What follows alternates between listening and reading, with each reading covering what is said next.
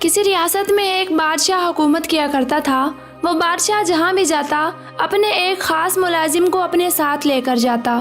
بادشاہ کو اپنا وہ ملازم باقی سب ملازموں سے زیادہ پسند تھا، لیکن بادشاہ کو اس ملازم کی ایک بات سب سے زیادہ بری لگتی تھی۔ اگر کبھی کوئی مسئلہ درپیش ہوتا تو ہمیشہ وہ ملازم ایک ہی بات کرتا کہ ضرور اس کام کے غلط ہونے کے پیچھے کوئی نہ کوئی مصلحت چھپی ہوگی، ہو سکتا ہے اسی میں ہمارا فائدہ ہو۔ لیکن بادشاہ کو ملازم کی یہ بات سخت ناپسند تھی۔ ایک دن بادشاہ اپنے اسی ملازم کے ساتھ شکار پر گیا۔ ابھی وہ شکار تلاش کر رہے تھے کہ بادشاہ پر کسی خونخوار درندے نے حملہ کر دیا۔ بادشاہ نے اپنا بچاؤ کرانے کی کافی کوشش کی، مگر پھر بھی وہ درندہ بادشاہ کے ہاتھ کی ایک انگلی کھانے میں کامیاب ہو گیا۔ ملازم اور بادشاہ کی کوشش سے وہ درندہ تو مر گیا، مگر بادشاہ کے ہاتھ کی ایک انگلی ضائع ہو گئی۔ ملازم نے جب یہ دیکھا تو بادشاہ کو کہا، بادشاہ سلامت، آپ پریشان نہ ہو، اسی میں کوئی بھلائی ہوگی۔ آپ کے ہاتھ کی ایک انگلی ضائع ہو جانے میں آپ کا کوئی فائدہ ہوگا۔ جب بادشاہ نے یہ سنا تو سخت طیش میں آ گیا اور ملازم کو قید میں ڈال دیا۔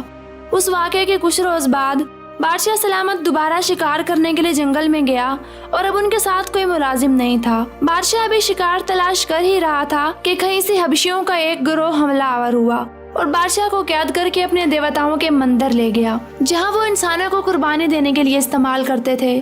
بادشاہ کو قربانی کے لیے تیار کر کے جب وہ قربان گاہ پر لے گئے تو انہیں پتا چلا کہ بادشاہ کے ہاتھ کی ایک انگلی کٹی ہوئی ہے، تو انہوں نے بادشاہ کو چھوڑ دیا، کیونکہ کٹی انگلی والے کو دیوتاؤں کے سامنے قربانی دینے کے لیے مکمل نہیں سمجھا جاتا تھا۔ محل واپس آ کر بادشاہ نے اپنے ملازم کو قید سے نکالنے کا حکم جاری کیا اور ملازم کو کہا کہ تم جو کہتے تھے کہ جو ہوتا ہے اس میں ہمارے لیے کوئی نہ کوئی بھلائی چھپی ہوتی ہے، تمہارے لیے اس میں کیا بھلائی تھی جو تمہیں قید میں ڈال دیا گیا؟ ملازم نے جب یہ سنا تو بادشاہ کو جواب دیا، بادشاہ سلامت، اگر میں قید میں نہ ڈالا جاتا تو آپ کے ساتھ دوسری بار بھی شکار کے لیے جاتا اور آپ کے ساتھ ساتھ حبشی مجھے بھی پکڑ کر لے جاتے اور مجھے قربان کر دیتے، کیونکہ مجھ میں کوئی ظاہری نقص نہیں ہے۔ یہ سن کر بادشاہ سرشار ہو گیا اور ملازم کو انعام و کرام سے نوازا۔ دوستو، اکثر ہم شکایت کرتے ہیں کہ ہمارے ساتھ غلط ہو رہا ہے، لیکن ہم یہ بھول جاتے ہیں کہ ہر کام کے پیچھے ایک مقصد ہوتا ہے۔ ہمیں حالات کو مد نظر رکھ کر سوچنا چاہیے، اور اگر کبھی